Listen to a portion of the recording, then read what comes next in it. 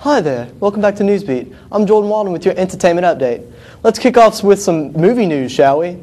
The movies hitting theaters this weekend are as typical and unoriginal as I've ever seen. In Cop Out, two unlikely partners team up to solve a case. Now, let's take a close look at this film. Have you ever seen a movie like this before?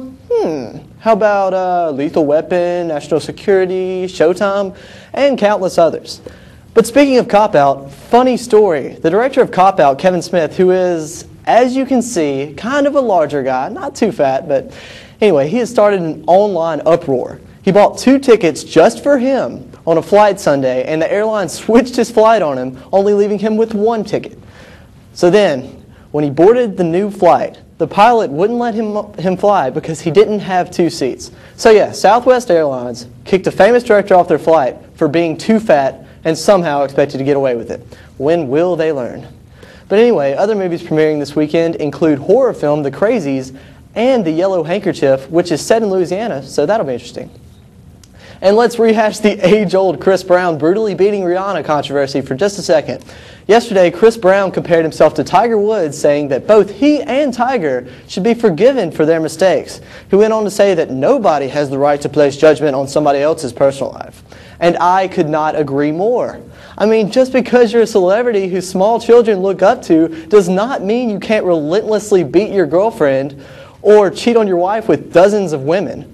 That's just ignorant. In other celebrity news, Charlie Sheen is entering rehab for the 3rd time as his wife leaves rehab. Charlie is going to rehab for preventative measures, but his representatives never elaborated on what preventative measures actually meant. My guess is either drugs or alcohol, but who knows.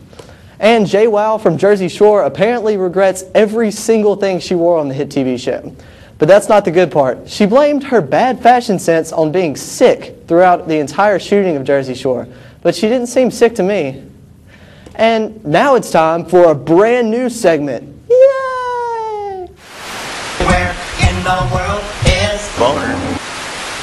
Welcome to Boner Watch, a new segment to pursue the recovery of beloved child star Andrew Koenig, who is famous for being the son of Star Trek star Walter Koenig and for his role as Boner in Growing Pains. Now, as I said Tuesday, he was last seen in Vancouver. That's right here, at his favorite bakery in Stanley Park called True Confections, marked by this big red X. And all of these smaller X's mark the other sightings of Boner. As you can see, he was seen on the west coast of Vancouver Island and on smaller islands closer to Vancouver as well. Tiger TV's prayers are with Boner, lost in the Canadian wilderness. Again, if you see Boner, please contact the Canadian authorities at 604-717-2534. And it seems Baton Rouge is turning into quite the music scene. The music scene, the likes of which I could have never imagined, actually.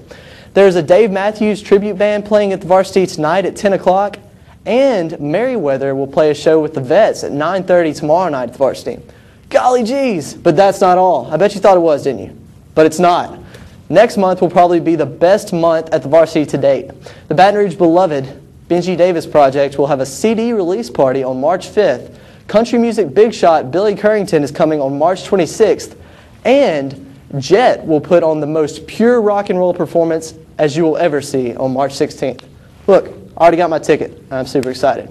Also, Jay-Z is performing a concert at the New Orleans Arena tonight. But that's all for entertainment. Don't touch that dial. More Newsbeat after the break.